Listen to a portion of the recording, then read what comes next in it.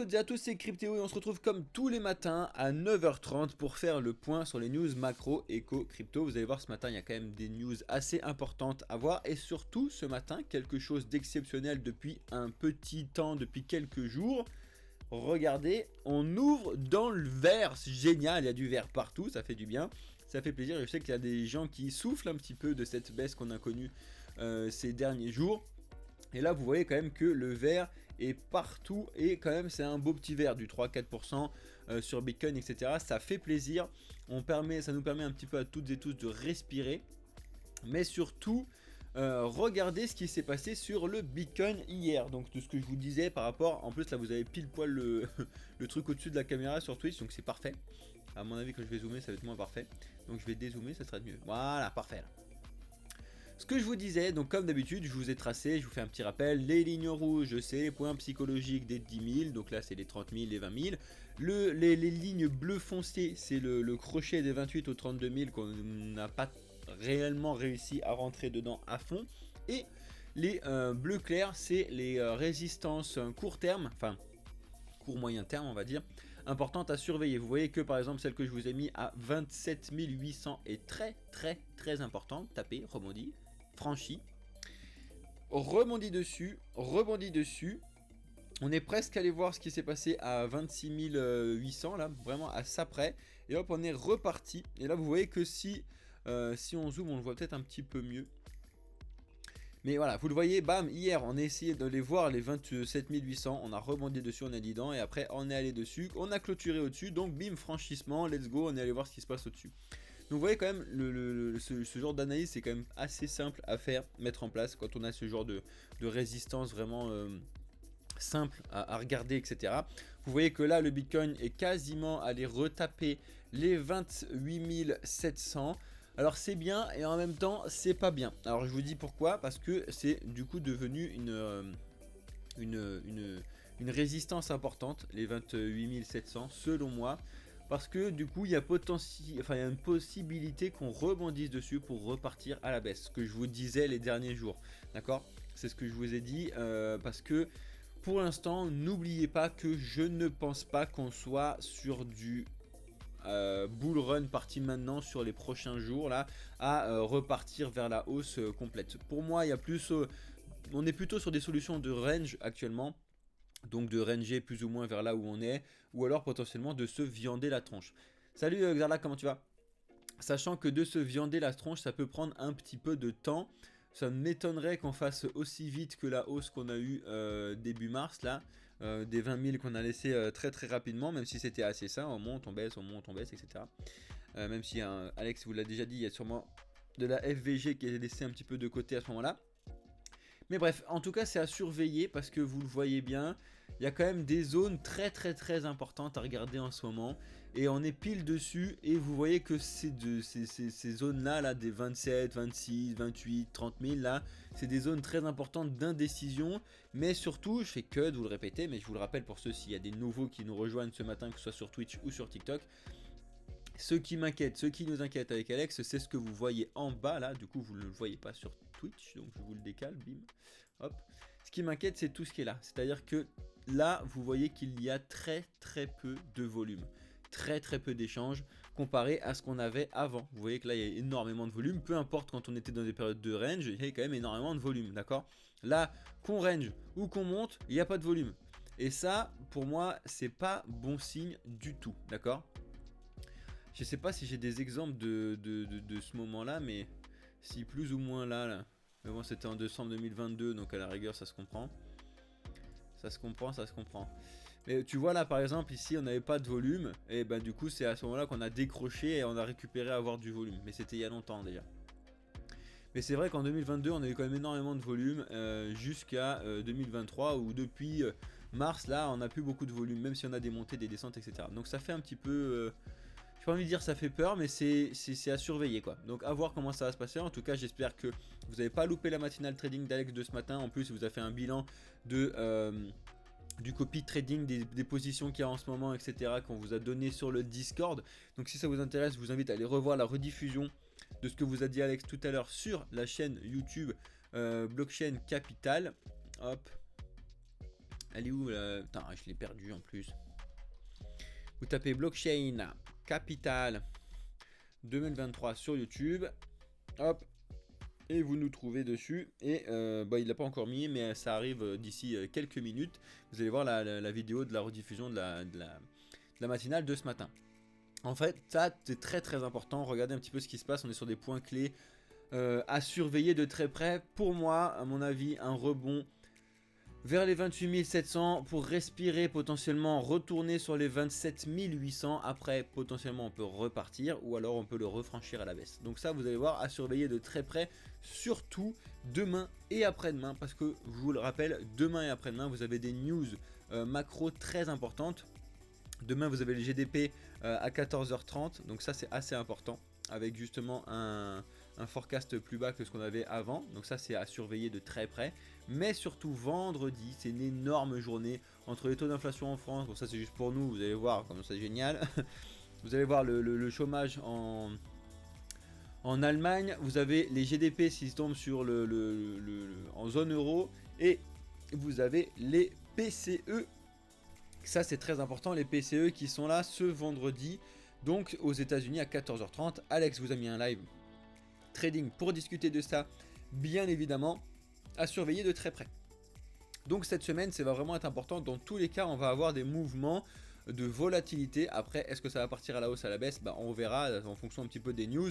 Mais n'oubliez pas, je vous l'ai déjà dit hier, c'est ceux qui l'ont loupé, ces chiffres-là, c'est des vrais chiffres, mais on s'en fout normalement, d'accord? Faut pas oublier que les chiffres, ça veut tout et rien dire et que c'est quand même assez manipulé, surtout que pour ceux qui ont suivi un petit peu le live d'hier soir, vous comprenez un petit peu mieux ce que je vous dis, les amis. Bon, ça c'était le point sur Bitcoin en ce moment, et vous voyez que pour le coup, Bitcoin est en train de rattraper ce qu'on avait, ce qu'il avait laissé en termes de dominance par rapport à Ether.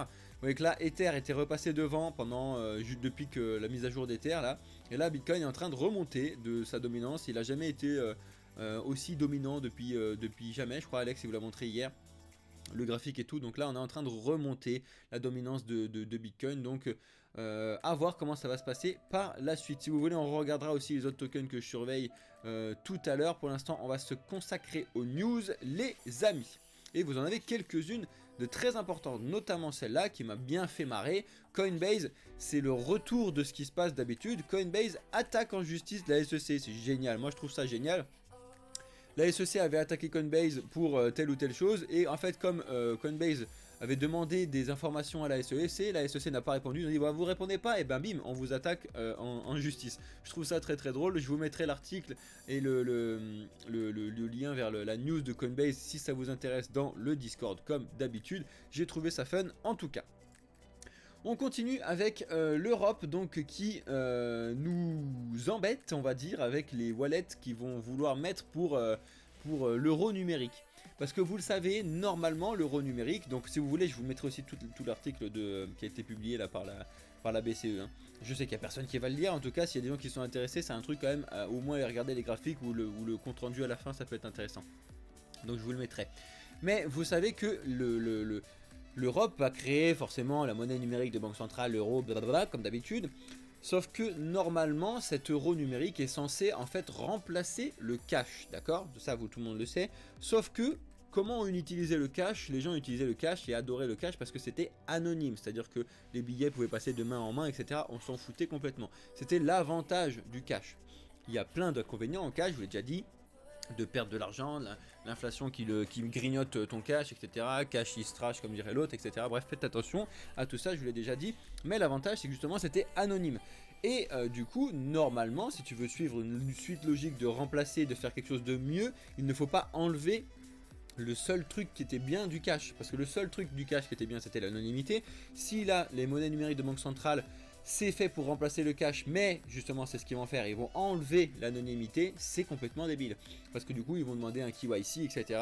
Comme c'est la mode en ce moment, et du coup tout sera sous les yeux de tout le monde, enfin de tout le monde, pas de tout le monde, mais de la Banque Centrale Européenne. C'est-à-dire qu'à chaque fois que vous allez faire un achat, etc., vous allez être grillé par la Banque Centrale Européenne. Et ça c'est complètement contre-productif, c'est pour ça que je vous dis que pour moi les monnaies numériques de Banque Centrale, ça va arriver, il y en a qui vont l'adopter, mais ça ne va pas fonctionner. Donc voilà, on verra bien comment ça se passe. En tout cas, je voulais vous montrer cette news et j'espère que il y en a certains qui seront potentiellement intéressés par lire ce compte rendu de presse là de la Banque Centrale Européenne. Ça peut être intéressant. Grosse mauvaise nouvelle, moi personnellement ça m'énerve, mais bon en même temps ils sont obligés de le faire à cause de ce qui se passe aux réglementations MiCA européens, etc. Mais Bybit, ça y est, qui faisait partie des gens qui... enfin des exchanges centralisés qui ne faisaient pas ou qui n'étaient pas obligatoires de proposer des KYC, donc des Know Your Customer comme d'habitude, ça y est, et ben, à partir du 8 mai 2023, vous allez être obligé de faire votre KYC sur Bybit. Je sais, c'est fatigant, vous inquiétez pas, il y a encore des plateformes qui ne le font pas, comme Gate.io par exemple, etc. Mais à force de switcher le truc, c'est un peu fatigant. Mais bon, ils sont obligés de se mettre sur le truc de MiCA pour l'instant, sinon après ils peuvent plus exercer. Et du coup, vu que c'est des trucs centralisés, malheureusement on a quand même un petit peu besoin des trucs centralisés pour pouvoir faire nos échanges, etc. En tout cas, comment ça va se passer? Comme d'habitude, heureusement on n'aura que besoin du niveau 1 pour pouvoir faire le classique sheet, on va dire. Et le niveau 1 c'est uniquement ton nom, prénom et ton passeport ou ta carte d'identité. Voilà, le niveau 2 c'est ton adresse, etc. Donc ça tu es obligé de le faire. Moi personnellement je ferai pas le niveau 2, je ferai vraiment que le niveau 1. Mais voilà, donc ça fait partie des plateformes que j'utilise. Et quand tu les utilises, là pour le coup, tu es obligé de le faire. N'oubliez pas, le but du jeu, c'est de diversifier ses placements, ses investissements comme d'habitude. En tout cas, ça c'est une grosse bad news pour moi, je trouve, côté Bybit, qui est un petit peu passé entre les mailles du filet pour l'instant. Mais bon, ils sont obligés de se conformer à tout ce qui se passe. Et c'est dommage. Bref. D'ailleurs, je vais remettre la caméra de l'autre côté, parce que sinon les gens ils vont rien voir. Sorry pour ceux qui sont sur Twitch. Alors ça, tout le monde l'oublie, mais il y a les halvings qui sont assez importants, sont celui du Litecoin, sont celui du Bitcoin. Beaucoup, même si moi j'aime pas trop ça, mais beaucoup aiment bien comparer le Bitcoin et le Litecoin comme l'or et l'argent. C'est pour ça d'ailleurs que vous avez le Bitcoin en doré et l'argent en silver là, enfin bref, et le Litecoin en argent là. Qu'est-ce que je veux vous dire là-dessus? C'est parce que le halving de Bitcoin, vous devez le savoir, bien évidemment, le halving de Bitcoin c'est l'année prochaine et en courant avril-mai là. Donc on va voir comment ça va se passer, mais ce qui est important à surveiller, c'est que le halving de Litecoin c'est cet été. Donc à voir comment ça va se passer côté halving. N'oubliez pas que le Bitcoin, vous savez très bien qu'il y en aura 21 millions et pas besoin de plus, alors que le Litecoin c'est 4 fois plus. Il y en aura 84 millions de Lightning. Oh la vache, je vais pas y arriver, hein. Arrête avec ton Lightning Network là, ça c'est rien à voir. Avec le Litecoin, donc le Litecoin qui en aura 84 millions. À voir comment ça fonctionne, vous n'oubliez pas, voilà. En fait, ils ont juste tout fait x4 en fait le truc. Hein. C'était tous les 210 blocs pour Bitcoin, c'est tous les 840 000 blocs pour Litecoin, etc. etc. En tout cas, c'est à surveiller. Si vous voulez, je vous mettrai l'article que j'ai sous les yeux dans Discord, comme d'habitude, dans les news. Si ça vous intéresse d'aller voir un petit peu ce qui se passe. En tout cas, on sera les premiers à surveiller ce qui va se passer pour le Litecoin cet été. Je crois que c'est courant juillet qu'on va avoir le halving de Litecoin. On sera là pour voir tout ça. De quoi mince Deadpool? J'ai pas compris, tu dis mince, mais je sais pas sur quel truc.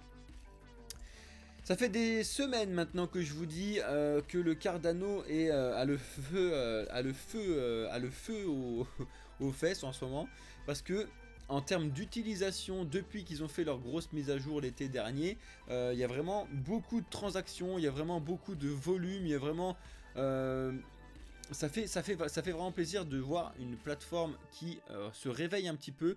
L'ADA du Cardano qui était un petit peu en retard. Pour rappel, l'ADA, le Cardano, c'est un concurrent direct de Ethereum qui propose plus ou moins la même chose, de faire donc de proposer des constructions d'applications décentralisées, etc. Salut Moonboy, comment tu vas?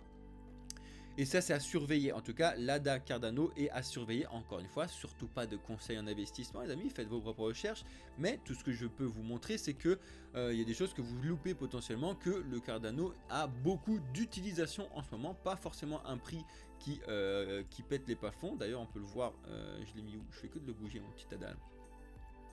Toi, l'ADA il n'est pas en train de péter un câble, il est à 40 centimes actuellement, alors que pour rappel il est monté à plus de 3 balles quand on était en 2021. Donc voilà. on va voir comment ça va se passer. En tout cas, les gens chez Cardano, etc. sont, ce que j'ai déjà dit, plus confiants maintenant qu'on est à 40 centimes que quand on était à 3 balles. Quand on était à 3 balles, tout le monde, enfin, les gens le savaient, c'était trop surcoté, d'accord? Alors que là, on est vraiment sous-coté selon ce qu'ils disent. Donc, on verra bien comment ça se passe. En tout cas, là-dessus, on vous tiendra bien évidemment au courant. Ça y est, c'est tombé, même si vous en a déjà parlé plusieurs fois, et Alex vous l'a déjà dit, mais je vous le répète parce que c'est la période de déclaration actuellement. On sait combien de Français ont déclaré les impôts de leurs gains en crypto seulement, je sais pas, hein, mais 20 000 contribuables, donc 20 000 personnes comme toi et moi, ont déclaré 400 millions d'euros de plus-value net en 2022. Sachant que normalement on est à peu près 10% des Français qui possèdent des crypto-monnaies, même si j'y crois pas une seule seconde, ça me paraît beaucoup trop. De l'étude de KPMG et d'Adan là-dessus, ça m'étonne vraiment énormément, mais bon voilà, on peut les recroire un petit peu dessus.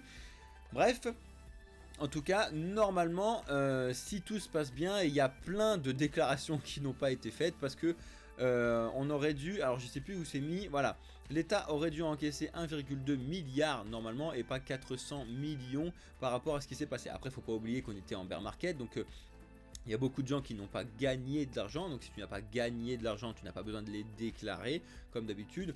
C'est à partir de 320 quelque chose de 305, 300 quelque chose là, de gains que vous devez déclarer aux impôts. Comme d'habitude, c'est maintenant, c'est parti, let's go. Vous devez mettre en place votre déclaration, que ce soit les déclarations des plateformes ou que ce soit les déclarations de plus-value que vous faites, il faut le faire. Si vous êtes en France, les amis, n'oubliez pas que si vous n'avez pas changé en euros, comme d'habitude, vous n'avez pas besoin de les déclarer, d'accord? Pas de souci là-dessus. Voilà, je voulais vous montrer ça un petit peu rapidement, que bah, de toute façon, il devait s'y attendre, hein. Quand tu fous un truc à 30% sur quelque chose qui est complètement nouveau, qui n'a rien à voir avec ce qu'on a actuellement, les gens déjà sont réticents à payer 30% sur un truc qui n'a rien à voir là-dessus et essayent de l'esquiver, hein. Moi, le premier, je suis complètement d'accord à payer les impôts, je trouve que c'est totalement logique, mais à hauteur de 30%, je trouve ça complètement débile sur les cryptos, d'accord? Que ce soit des pourcentages, il faut un pourcentage adapté au monde des cryptos. Pour moi, le pourcentage adapté au monde des cryptos pour que tout le monde paye ses impôts sans qu'il y ait personne qui pose de problème, c'est les 5,5 ou les 7 ou les 7,5 de pourcentage. Là, il y a tout le monde qui va venir, les projets en France vont continuer à se développer, etc. Parce que là, actuellement, les projets se barrent. Et même Asher, le premier, galère et le dit avec ses sociétés, Meria, etc. qu'il est en train de réfléchir sur comment ça fonctionne par la suite, de ne pas se barrer ou quoi. Yorana à tous, c'est cool ce que tu partages. Merci Pachi, tu régales. 1% sur 10, ça représente vraiment 7 millions de personnes qui, si on arrondit, ouais, de ouf. Donc c'est pour ça on est très loin. Mais après, ça veut pas dire que les gens ont fait tous de la plus-value, hein, tu vois ce que je veux dire, Xarlac, donc on verra. Hein. En tout cas, c'est pour ça que je te dis qu'on est très très loin de la déclaration des Français complète. Mais bon, bref, il fallait que je vous donne ces informations-là, les amis. On continue avec une super pub qui se pompe dessus. Selon notre très cher ami Scaramucci, Anthony Scaramucci, qui nous dit que c'est impossible pour lui, selon lui, c'est absolument impossible que la plateforme de FTX revoie le jour. Vous le savez, en ce moment, il y a beaucoup de rumeurs comme quoi FTX pourrait être relancé parce qu'ils ont récupéré beaucoup d'argent, etc. Déjà, on va voir et attendre qu'ils remboursent tous les contribuables. Déjà, on verra comment ça va se passer. Et après, on verra si ça se relance ou pas. Pour moi, mon avis, qui se relance avec le nom FTX ou qui fasse ce truc-là, je trouve ça complètement débile. Ça a fait trop de mal. Pour moi, il faut qu'ils essaient de faire ça discrètement, même s'ils n'y arriveront jamais, mais de garder leur truc, de revoir tout ça et de faire un nouveau projet, etc. Parce que le truc était intéressant, mais le nom FTX est taché, on va dire. Ça fonctionnera peut-être plus comme c'était avant. Donc à voir comment ça se passe. Je suis assez sceptique comme lui il le dit, même si j'adorais la plateforme FTX, je trouvais qu'elle était vraiment super bien en termes d'utilisation, mais apparemment, vous l'avez vu maintenant, ce qui se passait derrière était quand même très grave. Bref, donc selon lui, ça se remettra jamais. C'est pour ça aussi qu'il faut faire attention au FTT qui fait n'importe quoi en ce moment. Vous l'avez vu, qu'on a eu la rumeur que ça se relançait, maintenant ça s'essouffle, je vous l'avais déjà dit, je ne sais plus quand est-ce que je vous l'ai dit, je dis que pour moi, normalement, on devrait laisser souffler jusqu'à l'entrée de la news pour voir ce qui se passe après. Donc pour l'instant, c'est plus ou moins ce qu'on est en train de faire. On verra, pas de conseil en investissement, pas de conseil en désinvestissement, mais n'oubliez pas que Le FTT là en l'état actuel ne sert absolument à rien parce que c'était le token de la plateforme FTX qui servait à avoir moins de frais de trading et tout ce que vous voulez là. Donc s'il n'y a plus de plateforme de trading, le FTT sert absolument à rien, donc il est uniquement spéculatif actuellement. D'accord, ça faut que vous le sachiez, ceux qui investissent dessus.